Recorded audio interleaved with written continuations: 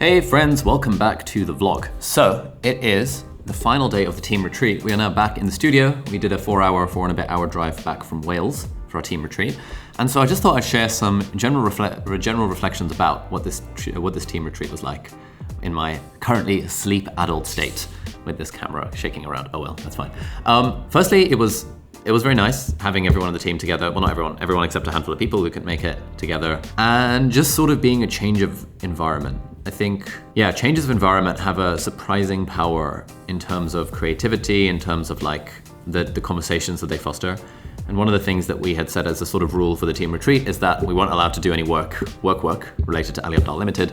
And instead everyone was working on personal projects in theory. I think about half of the people ended up working on personal projects and the other half were doing work, which is fine. You know, it all worked out in the end.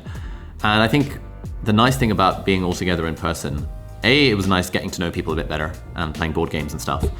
But B, I think also in a business sense, like the conversations that were happening were more kind of thinking about working on the business rather than working in the business. Because when we're here in the studio, in the office and doing the stuff day to day, it can be hard to take a step back and zoom out a little bit and figure out, why are we doing this thing? You know, is everyone really kind of living their best life? What if some of these roles went part-time? What if we just stopped doing some of these things? Like, what are some tweaks we can make to our processes to make everything easier and better and stuff? So I liked having those sorts of unstructured conversations, like in the car on the road trips, while driving to and from grocery shopping, while at a restaurant with like Gordon and Taha and Amber and Bav. Good vibes all around there. And yeah, super grateful to Becky for basically organizing the whole thing. That was awesome. And I've always liked the idea of running a team retreat and like having people in person and stuff, but just never could be bothered to organize one myself because I'm not really an organizing kind of person. So Becky did an amazing job doing that. New board game that we discovered, I discovered Secret Hitler. It's sort of like Avalon, which I played a lot in medical school, but a bit different. So Secret Hitler was a game we played for hours and hours and had lots of shouting matches.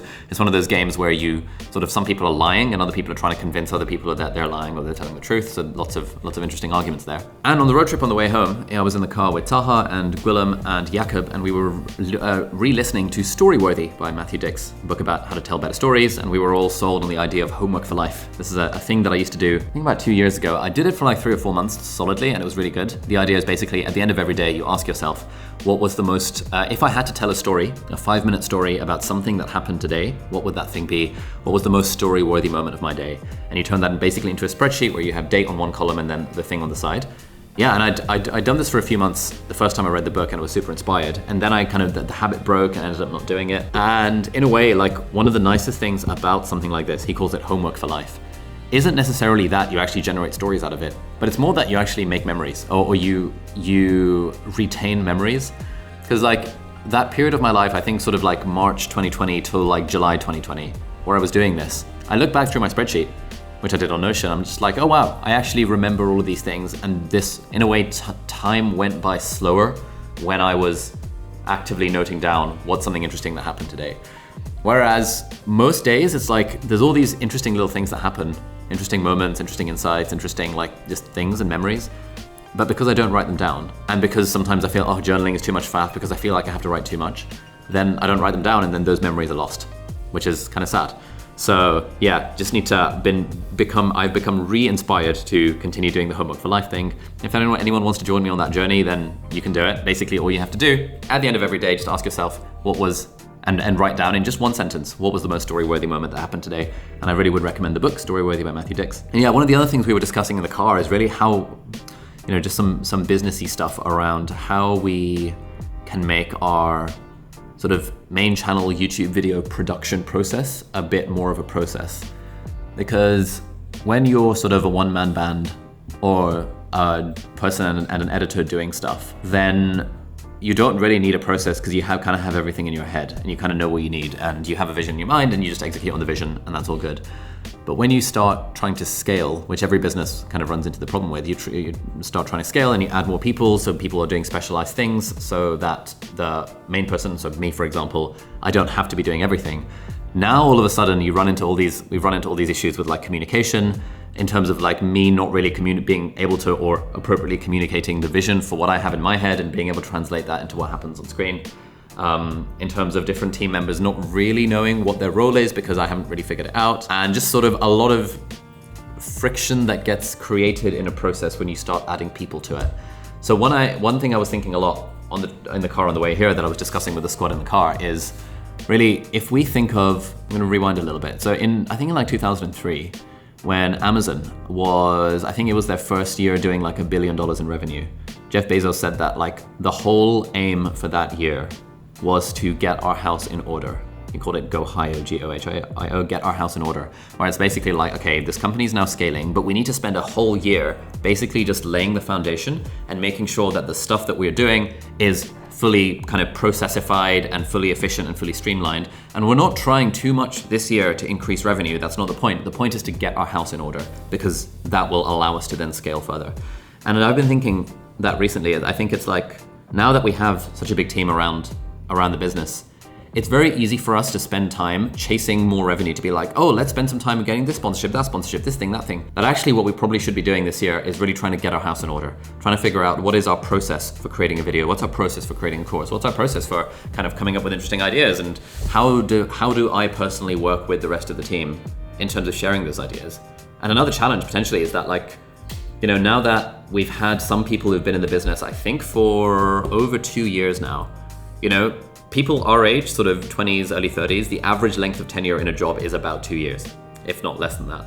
And so people are gonna start leaving to do things by themselves, which is great. Like, we want people to graduate from the business and do their own thing. But that means we then need to replace that person with someone else who can kind of hit the ground running, as it were. And the way businesses do that is by having clear, SOPs, standard operating procedures, clear processes and systems to do stuff, so that it's not reliant on the specific talents of an individual, although that helps, but it's like the system is the thing that gets you the result. And the book The E-Myth Revisited by Michael Gerber talks about this a lot. This is how medicine is really good. Medicine is very, very process driven, in that, you know, a doctor is fairly fungible, in that one doctor can somewhat easily replace another doctor until you get into the higher echelons where there's like really specific skills that individual doctors have. But especially at the junior level, doctors follow a set of guidelines, and Dr. A is probably no better than Dr. B in terms of the result that they get, because it's so process and system driven, which is a great thing. It means that doctors can move and rotate between hospitals and specialties without really causing a loss to patient care. And I think that's the kind of vibe that we're trying to now build in the business. The idea that Michael Gerber talks about in the E-Myth Revisited of, you know, build your business as if it's a franchise, as if it's going to become a franchise, and your business is the prototype, the first model of that franchise. So why is something like McDonald's so good? Like, you can walk into any McDonald's anywhere in the world and basically have exactly the same experience. That's really hard to do. And they're so good at doing that because all of their processes are so ridiculously streamlined and efficient that you can take anyone, you can plop a 15-year-old or 16-year-old into a seat, and if they follow the processes, they will get the result. So obviously in a sort of creative business like this one, in a media business, there is a level of creativity that's involved. But how do we processify as much of the business as possible so that individuals then know what the steps are, so then they can exercise their creativity within those steps? And I think that is the missing ingredient right now. We have all these people, we have this amazing talent, and we kind of have a rough idea of what we're trying to get to, i.e. making decent videos and making decent courses and helping people live their best life and making nice stuff. But it's like we don't yet have a process that works for making that happen to the quality that we want. And so, yeah, you know, main channel videos have been a little bit experimental recently. This vlog is a bit experimental. I think the point is to figure out what these processes are, so that at least once we have them written down and once we have people following them, at that point we can make individual tweaks to each of them. So I think that's a challenge, getting our house in order, laying the foundations of this business so that we can scale over time and continue to be kind of fun and sustainable and just creating content that's kind of interesting, I hope, and is useful to at least some people.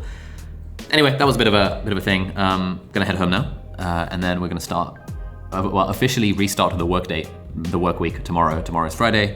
We've got a coaching session tomorrow with Liz Wright, who is one of our alumni from our YouTuber Academy, and then I'm recording a podcast with Will McCaskill. I think he's the founder of the Effective Altruism Movement. I don't know if he's the founder, but he's like a very figurehead in the Effective Altruism Movement, so I need to prepare for that interview. Otherwise, it's gonna be a fun day. So thank you very much for watching. Click here for yesterday's vlog, click here for the vlog playlist, and we'll see you next time. Bye-bye.